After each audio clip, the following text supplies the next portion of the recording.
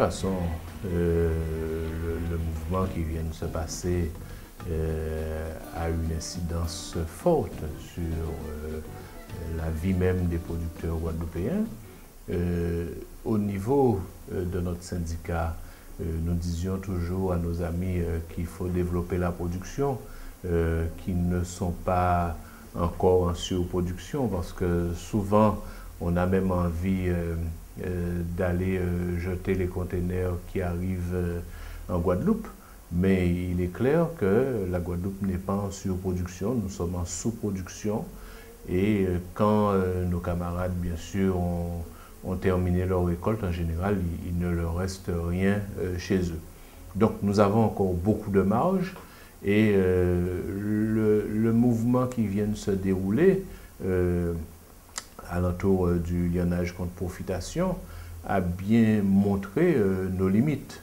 C'est-à-dire que maintenant, on est bien obligé de se rendre compte que l'on doit reprendre de la vitesse et recommencer à produire. Et c'est dans ce sens que nous avions déjà commencé les marchés, car le gros problème de l'agriculture, c'est d'abord la vente.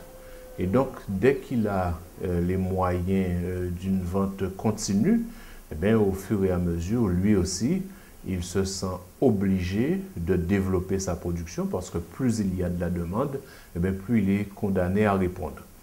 Ensuite, il y a une chose qui est sûre, remettre dans la tête des Guadeloupéens qu'il faut qu'ils consomment et produisent ce qui se fait chez eux, eh bien, c'est un combat de longue date qui, en l'espace de 44 jours, a bien fait du chemin.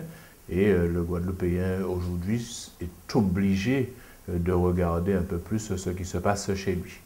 Mais ce qui est important, puisque nous savons très bien que l'effet ne va pas durer éternellement, nous sommes donc obligés de saisir la balle au rebond, d'aller le plus rapidement possible et ensuite faire en sorte que si 10, 20, pourquoi pas 30% de Guadeloupéens restent sur leur position et continuent à s'affirmer en tant que Guadeloupéens, tant sur le plan économique que sur le plan politique et syndical, eh bien, faire en sorte que nous, comme toutes les autres productions, même les productions intellectuelles, eh bien, que nous soyons en mesure de faire face.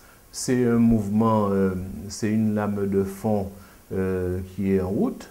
Et donc, si par contre nous ne sommes pas prêts, si nous ne sommes pas en mesure de satisfaire à la demande, eh bien, il n'y a pas d'illusion à se faire. Le consommateur retournera naturellement et je dirais même au galop dans ses anciennes habitudes.